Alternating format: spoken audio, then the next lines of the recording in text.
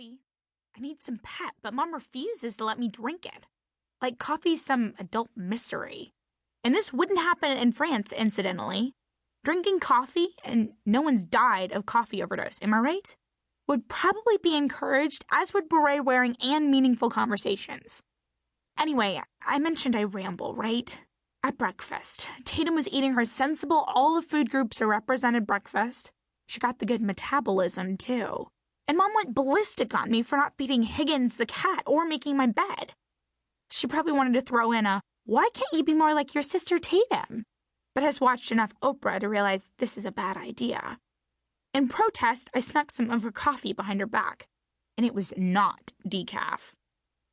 Before you think I'm really a rebel yell, defiant fist in the air sort of teenager, also consider that when a report aired this morning on the Today Show about how an unusual comet got a wee bit too close to the Earth for astronomers' comfort, I instantly Wikipedia'd comet to find out exactly what a comet is in case it came up in a pop quiz in Earth science. If you're wondering, comets are small solar system bodies that orbit the sun, and when close enough to the sun, exhibit a visible comma and/or tail. Like I said, I apply myself way too hard, and I'm a classic nerd. Even when I try to watch silly reality TV at night like a normal teenage girl should, I get itchy and nervous and have to dash to my room to go over my reading just one more time. Seriously, it's pathological. At least I have a 4.3 GPA. Because of all my extra credit assignments, thank you very much, to show for it. Back to my morning. After all this comet crash studying and my mom's tirade, Tatum drove me to school. She always drops me off at junior high before she goes on to her high school.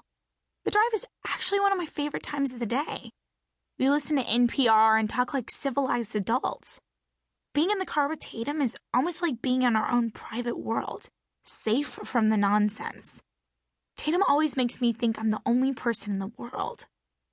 And our world, at least on paper, sounds cooler than it actually is. We live in San Marino, California, where occasionally movie crews come to film our quaint little town, trying to capture that slice of Americana that doesn't really exist except in movies or on TV. I live there, and I wish life was like a movie, let me tell ya. Just because we're close to Los Angeles, don't think I know Reese Witherspoon or anything. I wish. I don't shop at fancy boutiques or tan 24/7. I don't surf. And the only celebrity I've ever spoken to is the Quaker Oats guy. Not that I knew his name off the bat. I Googled him when I got home, and within 3 clicks, I had my man. We were both waiting at the same dentist's office reception area, and he was reading one of those women's magazines about sexy secrets. Those are cool. And tasty new chicken recipes. Those are not.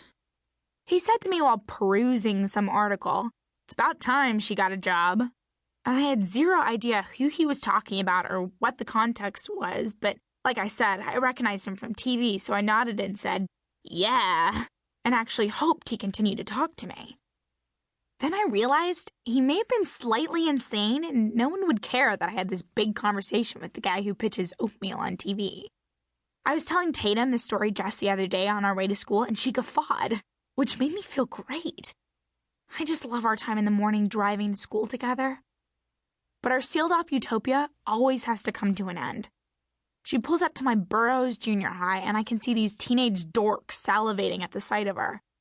Her 93 Accord seriously causes the C, or at least the parking lot, to part.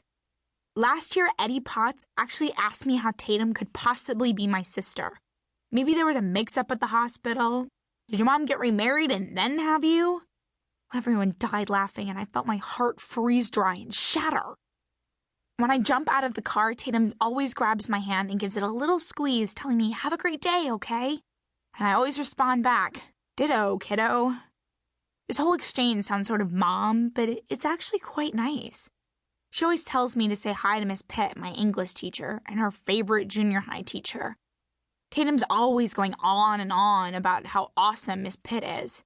And frankly, I fail to grasp the greatness of her. I mean, sure, she's not your average geriatric teacher and she drives a hybrid, but she's also a little, I don't know, self-help or something.